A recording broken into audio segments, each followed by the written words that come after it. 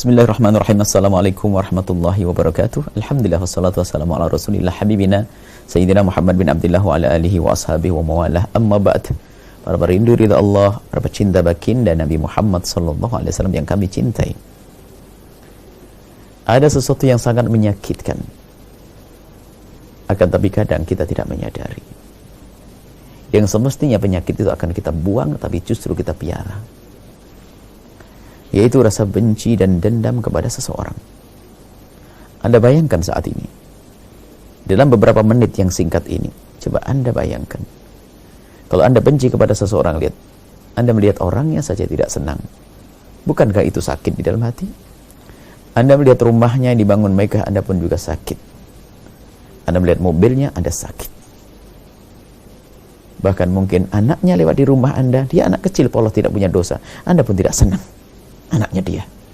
Bahkan mungkin kalau saya sering guyon, ada ayamnya kecil lewat di rumah Anda pun Anda katakan ayam dia. Lihat alangkah banyaknya sakit. Rasa sakit yang dirasakan oleh pembenci dan pendendam. Tapi begitu sebaliknya orang yang berlapang hati, mudah memaafkan. Urusan pribadi ya, kita lapang hati, mudah memaafkan urusan pribadi.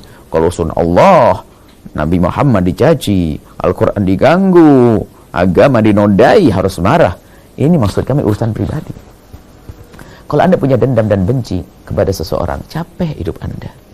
Tapi begitu sebaliknya, yang lapang hati diganti dengan cinta. Setelah itu lihat seseorang nyaman, indah, indah, indah, indah.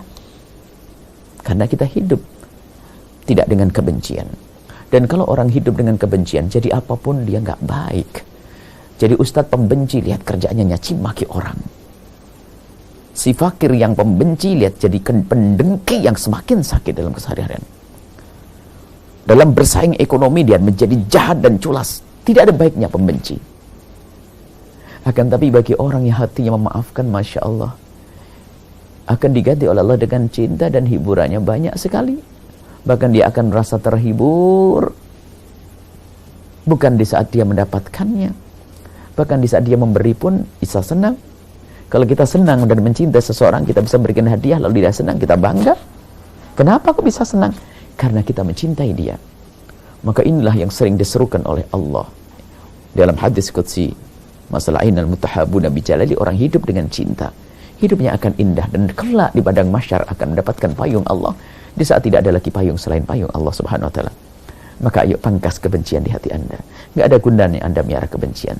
Akan menjadikan hati Anda semakin sakit. Lapanglah hati untuk dia. Maafkan dia. Dia adalah umat Nabi Muhammad. Dia adalah saudara Anda. Bangsa manusia yang sama dengan Anda. Lapangkan hati untuk dia. Jangan Anda menyimpan dendam. Dan dendam ini akan terus berkembang menjadi gunjingan suatu ketika nanti. Menjadi pembalasan yang lebih besar lagi, na'udzubillah, mengarah kepada neraka. Maka berjanjilah Anda untuk memaafkan kepada siapapun yang telah melakukan kesalahan kepada Anda. Kalau perlu Anda bisa memberikan bukan sekedar memberikan maaf, akan berikan kebaikan kepada dia. Itulah orang bertakwa yang disabkan oleh Allah. Surga disebutkan dalam Al-Quran, wal kadhiminal ghaidha, yang menahan amarah sehingga tidak menjadi kebencian. Sebab amarah kalau dibiarkan menjadi benci. Wal kadhiminal ghaidha, yang tempatnya di surga.